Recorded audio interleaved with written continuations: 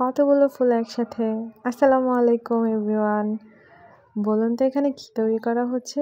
চলুন শুরু থেকে শুরু করি। প্রথমে আমরা একটা সুতি কাপড়ের মধ্যে ফুলগুলো আর্ট করে নেব।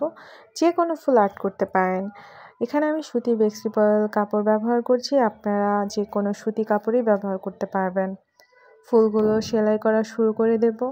নয়নতারা ফুল সেলাই করেছি, তারপর হচ্ছে অপরাজিতা, তারপর সানফ্লাওয়ার, তারপর আপনারা দেখবেন কসমস ফুল।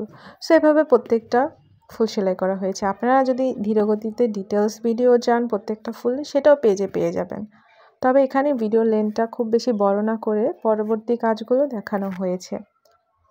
সো ফুলগুলো কমপ্লিট হয়ে যাওয়ার পর আমরা রাউন্ডটাকে কাট করে একটু মেশিনে সেলাই করে নেব এবং একটু জায়গা ফাঁকা রাখবো যেন এখান দিয়ে আমরা তুলো কিংবা স্পঞ্জ অ্যাড করতে পারি। সো আমি এখানে তুলো ব্যবহার করছি, আপনারা চাইলে স্পঞ্জও ব্যবহার করতে পারেন। বেশি পরিমাণে ব্যবহার করবেন, তাহলে জিনিসটা অনেক ফ্লাফি হবে। আর সিকোয়ের করছি এখানে বাটন স্টিচ দিয়ে। তারপর প্রত্যেকটা ফুল ডিভাইড করে দেবো এভাবে ভিডিও দেখানো প্রসেস অনুযায়ী, তাহলে কিন্তু পিন হোল্ডারটা অনেক সুন্দর হয়ে যাবে।